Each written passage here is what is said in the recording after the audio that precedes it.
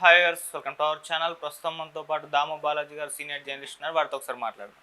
Sir నమస్కారం sir. నమస్తే. Sir Konda Surekha గారు నిన్న కేటీఆర్ గారి పైన అండ్ నాగార్జున గారి ఫ్యామిలీ పైన అండ్ సమంత గారి పైన చేసిన వ్యాఖ్యలు తీవ్ర వివాదాస్పదంగా మారాయి. తీవ్ర స్థాయిలో ఇండస్ట్రీ నుంచి విమర్శలు అయితే వెళ్ళి వస్తున్నాయి సార్.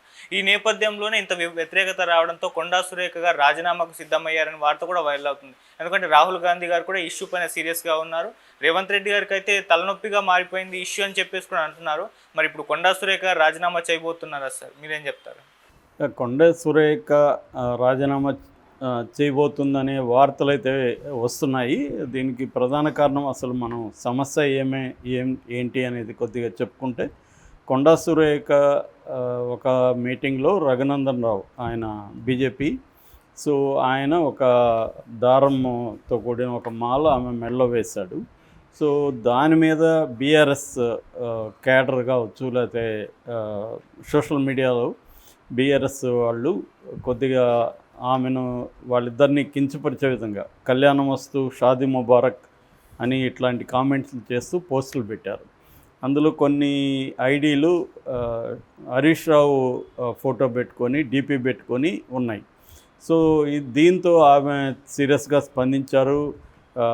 ఒక ఒక రాజకీయంగా ఒక సభలో ఒక బీజేపీ నాయకుడు ఒక కాంగ్రెస్ నాయకురాలకి మెడలో అది వేస్తే దాన్ని కూడా ఇలాగ మాట్లాడతారనేది ఆమె దుఃఖంగా కన్నీళ్ళు పెట్టుకున్నారు. అదంతా అయింది. దాంతో హరీష్ రావు సారీ చెప్పాడు. మా మా తరపున జరిగింది కాబట్టి సారీ చెప్తున్నాను అన్నాడు. వాళ్ళ క్యాడర్కి కూడా హరీష్ రావు అప్పీల్ చేశాడు. కానీ ఆమె అక్కడితో ఆగలేదు. కేటీఆర్ ఎందుకు మాట్లాడలేదు, కేటీఆర్ సారీ చెప్పాలని డిమాండ్ చేసింది. నిజానికి కేటీఆర్ కూడా సారీ చెప్పాలి. ఎందుకంటే ఒక స్త్రీని ఈ రకంగా అంటే ఇప్పుడు అదే ఒక మగవాడి కేసు ఉంటే ఈ గొడవ లేదు.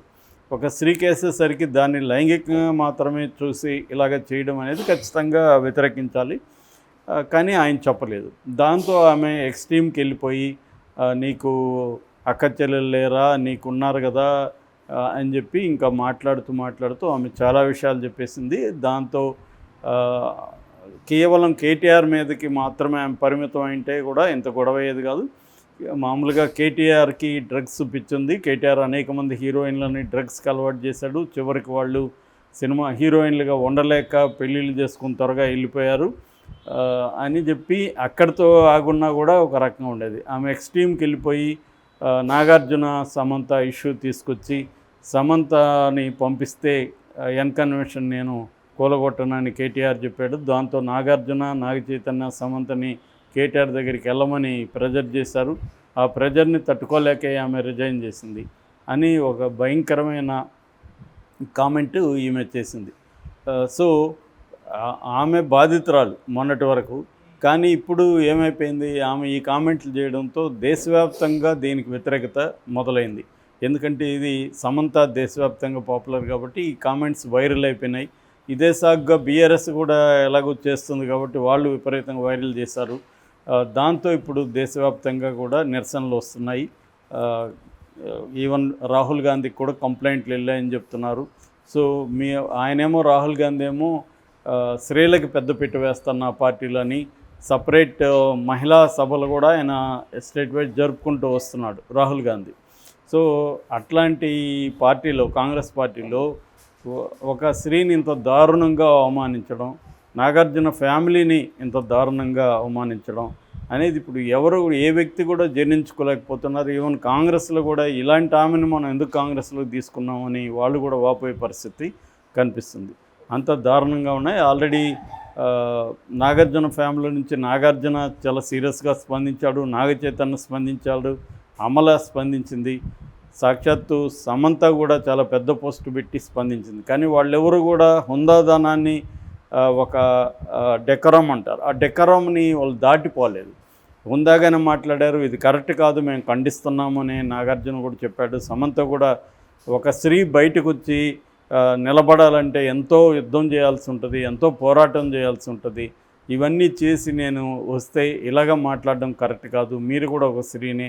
సో అసలు రాజకీయంగా ఏ రకంగా లేదు, మేమిద్దరం అమికబుల్గా ఇద్దరు పరస్పరం అనుకొని విడిపోదామని అనుకొని ఇద్దరు కూడా మంచి టర్మ్స్లోనే విడిపోయాం తప్ప ఎటువంటి గొడవలు గొడవలు పూరితంగా ఇంకొక రకంగా మేము విడిపోలేదు, దీంట్లో రాజకీయ కుట్ర ఏ రకంగా లేదని ఆమె చెప్పింది.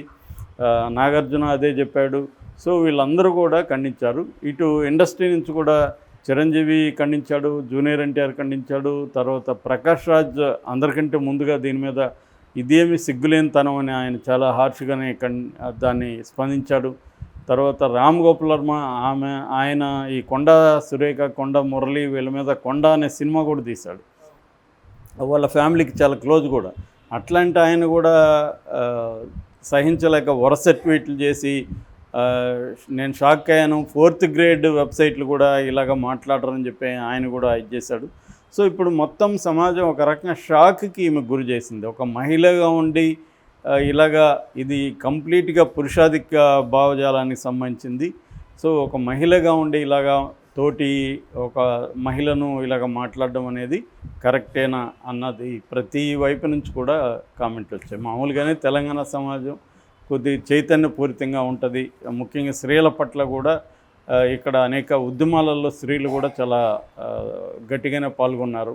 ఆ కాంటెక్స్లో ఇప్పుడు ఓన్లీ స్త్రీలే కాకుండా అన్ని వైపుల నుంచి ఈ మీదకి ఇది వచ్చింది. సో అసలు ఎందుకు ఈమె ఇలాగ మాట్లాడింది, తెలియకుండా ఏం ఆమె తెలివి తక్కువది కాదు. ఆమె అనేక సార్లు మినిస్టర్గా పనిచేసింది, అనేక పార్టీలు వైఎస్ఆర్సీపీ దగ్గర నుంచి, అంతకుముందు కాంగ్రెస్, మళ్ళీ వైఎస్ఆర్సీపీ, బీఆర్ఎస్, కాంగ్రెస్, మళ్ళీ ఇలాగ ఆమె అన్ని పార్టీలు మార్చినాం. ఒక బీజేపీలోకి వెళ్ళలేదు తప్ప అన్ని పార్టీలు ఆమెకి వెళ్ళింది. అలాంటిది తెలియకుండా అయితే మాట్లాడదు, కాన్సిక్వెన్స్ ఎమోషనల్గా మాట్లాడినట్టుగా కూడా కనబడలేదు. ఎందుకు మాట్లాడిందంటే దానికి ఒక ఆన్సర్ అంటే హైడ్రాకి సంబంధించి గొడవలు అవుతున్నాయి కాబట్టి దాన్ని డైవర్ట్ చేయడానికి ఇంకొక ఇష్యూ తీసుకురావాలని ఈమె మాట్లాడింది. రేవంత్ రెడ్డి ఆశీస్సులు కూడా ఉన్నాయి అనేది కూడా ఇంకొక వెర్షన్ వస్తుంది. అంటే ఇప్పుడు అంతా అన్ని చోట్ల డైవర్షన్ పాలిటిక్స్ ఎలా ఉంటాయి మనం చూసాం, లేటెస్ట్గా లడ్డూ ఎపిసోడ్ చూసాం. సో ఇది అన్ని పార్టీలు కూడా డైవర్షన్ పాలిటిక్స్ చేస్తుంటాయి, ఏదో ఒక వివాదం క్రియేట్ చేయడము, ఏదో రచ్చ క్రియేట్ చేయడం, అసలు విషయాన్ని నుంచి డైవర్ట్ చేయడం, ప్రజల్ని కావచ్చు, మీడియాని కావచ్చు. ఇది ఇప్పుడు ఆమె కూడా అదే చేసింది. అయితే ఇది కాంగ్రెస్కి బలంగా వ్యతిరేకంగా మారిపోయింది. ప్రజల్లో ఆల్రెడీ కాంగ్రెస్కి వ్యతిరేకత పెరుగుతూ ఉంది. ఎందుకంటే వాళ్ళు వచ్చినప్పటి నుంచి 6 గ్యారంటీలు అమలు చేయడంలో కావచ్చు, తర్వాత బీఆర్ఎస్ మీద అటాక్ చేయడం, బీఆర్ఎస్ మహిళల మీద కూడా అటాక్ చేయడం, ఇవన్నీ కూడా వ్యతిరేకత వచ్చింది. ఫైనల్గా ఇప్పుడు హైడ్రా అండ్ మూసీ ఈ 2 ఆస్పెక్ట్లలో కాంగ్రెస్కి తీవ్ర వ్యతిరేకత వచ్చింది. పైగా ఢిల్లీకి 23 సార్లు వెళ్ళాడు, 300 రోజుల్లో ఆయన 23 సార్లు ఢిల్లీకి వెళ్ళాడు అనేది కూడా బాగా ఫోకస్ అయింది. అంటే ఢిల్లీ నుంచి పరిపాలిస్తున్నారా ఇక్కడి నుంచా అని. సో ఈ కాంటెక్స్ట్లో ఈమె వ్యాఖ్యలు ఇప్పుడు రాహుల్ గాంధీ కూడా సీరియస్ అయ్యాడని చెప్తున్నారు. బట్ ఆమె అయితే ఈరోజు ఒక ప్రకటన ఇచ్చింది, అదేంటంటే నేను ఉపసంహరించుకుంటున్నాను నా వ్యాఖ్యల్ని. ఇది సమంతకు సంబంధించి మాత్రమే. సమంతని ట్యాగ్ చేస్తూ మీరంటే నాకు చాలా ఇన్స్పిరేషను, మిమ్మల్ని ఏమి నేను ఇలా అనడం మీరు బాధపడి ఉంటే నేను వెనక్కి తీసుకున్నా. అక్కడ కూడా ఆమె సారీ చెప్పలేదు. సారీ చెప్పాలి కదా, నేను తెలియకుండా అనిందేమో కదా, క్లియర్గా సమంతాన్ని కదా ఇక్కడ టార్గెట్ చేసింది. ఆమె లక్ష్యము కేటీఆర్ఏ ఉండొచ్చు, కానీ టార్గెట్ అయింది ఎవరు? సమంత లైంగికతని, సమంత ఫ్యామిలీలో ఇటువంటి వాళ్ళు ఒక ఎన్కన్వెన్షన్ కోల్చకపోతే ఎవరైనా వాళ్ళ కోడల్ని పడుకోమని చెప్తారా? ఇంత ఘోరంగా మామూలు మనుషులే కూడా మాట్లాడుకోరు. నాగార్జున ఫ్యామిలీకి అలాంటిది ఆపాదించి వాళ్ళకి ఎంతో చరిత్ర ఉంది, తెలుగు సినిమా రంగంలో కావచ్చు, తెలుగు సామాజిక జీవితంలో కావచ్చు. నాగేశ్వరరావుకి, నాగార్జునకి, వీళ్ళకి కొన్ని వాల్యూ సిస్టమ్స్ వాళ్ళు ఫాలో అవుతుంటారు. సో దాన్ని అప్పట్లో కూడా సమంత మీదనే, వీళ్ళిద్దరు విడాకుల విషయంలో కూడా సమంత మీదనే నిందలు మోపిన వాళ్ళే ఎక్కువ మంది ఉన్నారు. అప్పుడు కూడా సమంత వీళ్ళ మాట ఏం లేదని, సమంత ఎవరో అఫైర్లు ఉన్నాయని, సమంత ఎక్స్పోజింగ్ చేసిందని ఇలాగంతా మాట్లాడు. నిజంగా వాళ్ళిద్దరి మధ్య ఏం జరిగిందనేది బయట ప్రపంచానికి తెలీదు. వాళ్ళు కూడా పర్సనల్గా ఉంచదలుచుకున్నారు, తమ పర్సనల్ స్పేస్ తమకు ఉండాలి. అది మామూలుగానే భార్యాభర్తల మధ్య అనేక ఇష్యూలు ఉంటాయి, అది మల్టిపుల్గా ఉంటాయి. ఒక సింగిల్ ఇష్యూ అనేదే ఉండకపోవచ్చు. చాలాసార్లు మల్టిపుల్ ఇష్యూస్లో వాళ్ళకి కంపాటబిలిటీ ప్రాబ్లమ్స్ రావచ్చు, వాళ్ళు విడిపోవచ్చు. కలిసి ఉండే హక్కు ఎలాగ ఉంటుందో విడిపోయే హక్కు కూడా వాళ్ళకు ఉంటుంది. సో దాన్ని ఎవరు జడ్జి చేసే ఇది ఎవరికి లేదు నిజానికి. కానీ దాన్ని పొలిటికల్గా వాడుకోండి. ఇది కూడా ఒక రకంగా రేవంత్ రెడ్డి లేపాడని చెప్పొచ్చు. ఎందుకంటే ఫోన్ ట్యాపింగ్లో ఫస్ట్ బయట వచ్చింది ఇదే కదా. ఆమె ఫోన్ ట్యాప్ చేసి కేటీఆర్ సమంత ఫోన్ ట్యాప్ చేశాడని, దానివల్లే వాళ్ళు విడిపోయారని, ఆ ఫోన్ ట్యాపింగ్ అంతా నాగార్జునకి ఇచ్చాడని అప్పుడు ఒక వెర్షన్ బయటకు వచ్చింది.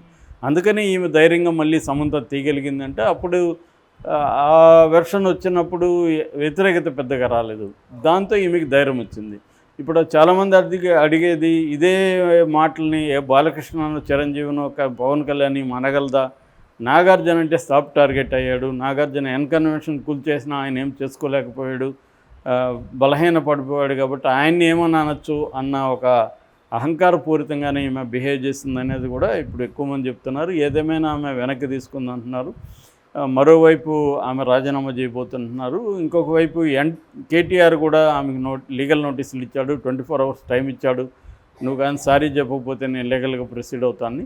సో ఆమె మీద ఆల్రెడీ కేసులు ఫైల్ అయ్యే అవకాశం ఉంది. మరి ఆమె రిజైన్ చేస్తే కొంతవరకు కాంగ్రెస్కి ఊరట అని చెప్పొచ్చు. లేదంటే మాత్రం ఇది కాంగ్రెస్కి